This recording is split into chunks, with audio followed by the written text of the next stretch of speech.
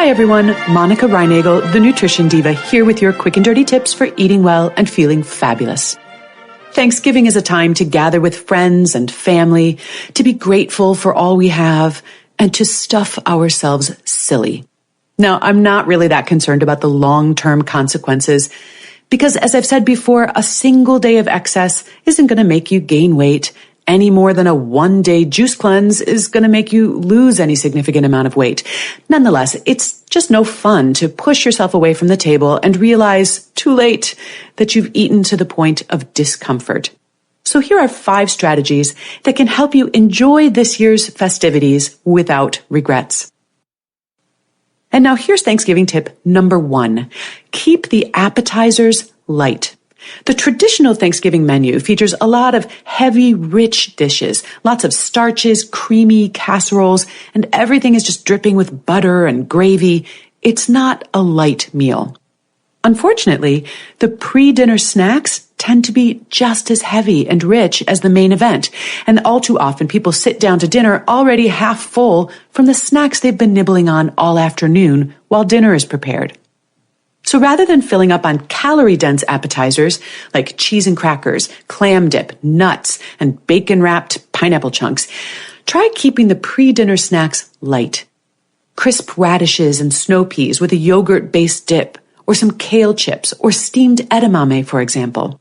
And clearing away all the snacks about an hour or so before dinner will also help ensure that people sit down to the table with a little bit of an appetite. Thanksgiving tip number 2, use smaller plates.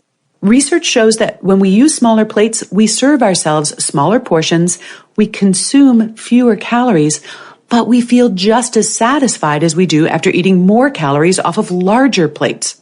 Now, consider that the average size of dinner plates has gone from 9 to 13 inches over the past 30 years, and our rising rates of obesity don't seem that surprising. So do yourself and your guests a favor this year by setting the table with smaller plates. Grandma's china is probably a lot smaller than your modern dinnerware. Alternatively, the salad or sandwich plates from your oversized set might be perfect. And the same holds true for things like wine glasses and forks. The larger they are, the more we consume. Downsizing your servingware will not only help you eat a bit less without even noticing, it'll also make your table a lot less crowded. Thanksgiving tip number 3 is to serve up your vegetables first. If you start out by filling your plate with stuffing and mashed potatoes and candied yams, you're very likely to be out of room on your plate by the time you get to the string beans, the Brussels sprouts, and the carrots.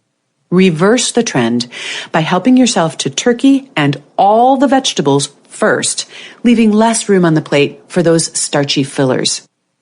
Now, if you are in charge of all or part of the menu this year, try to ensure that there are at least as many vegetables as starches, and resist the temptation to smother them all in cheese, cream of mushroom soup, and or fried onions.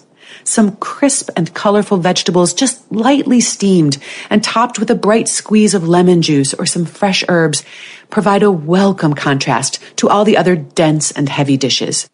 Some of my favorite vegetable sides for Thanksgiving include steamed carrots lightly glazed in ginger and just a bit of butter, or tender crisp green beans tossed with cilantro and garlic, or very lightly dressed coleslaw or pickled vegetables. My 4th tip for Thanksgiving is to choose your starch. One of the things that makes Thanksgiving dinner so devastating is all of the redundant starches. Now think about it. During the rest of the year, a dinner menu might feature a protein, a starch, and a vegetable. Or at my house, we often skip the starch altogether and have a second or even a third vegetable instead. But the traditional Thanksgiving menu includes a bird stuffed with bread, at least 1 or 2 types of potatoes, plus rolls, and often several other starches as well. And research shows that we eat more when we have a greater variety than we do when our choices are more limited. If you are cooking this year, consider reining in the madness just a bit. I know stuffing and potatoes might be non-negotiable, but would anyone really miss the rolls? Is it really necessary to serve mashed potatoes, roasted potatoes, and scalloped potatoes? And even if you have no control over the menu, You can also choose to eat only one of the many starch dishes this year instead of all of them. And that brings me to my fifth Thanksgiving tip, which is to remember that you don't have to sample everything. When we go to a restaurant, we don't feel we have to order every single thing on the menu just because the chef has prepared them. No, we choose our favorite item, and we feel no sense of loss or deprivation about that. But somehow, when faced with a Thanksgiving buffet of 20 different dishes, we feel duty-bound to sample every single one. By all means, marvel over the beautiful array of colors and aromas, and please compliment the chefs on the amazing spread they've prepared. And then, just as you would when handed a menu full of delicious options, choose what you'd like to enjoy that evening, and enjoy the heck out of it. Likewise, when it comes to dessert, it really is not necessary to have a piece of all 5 desserts, any more than you'd order every single item on a dessert menu. There's a sort of madness that sets in at Thanksgiving, as if this will be the last pumpkin pie we will ever see.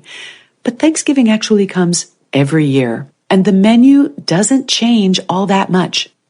Barring catastrophe, your life is likely to include many more pumpkin pies, all of which will taste very similar to the dozens of pumpkin pies you've had before. When I remind myself of that, it seems to put things back into perspective for me, allowing me to make my decision based on how much room I actually have left in my stomach and which dessert looks particularly appealing or unusual. And for an unusual take on that pumpkin pie, be sure to check our website for my recipe for pumpkin avocado pie. It's at nutritiondiva.quickanddirtytips.com. And now enjoy your holiday and remember to eat something good for me.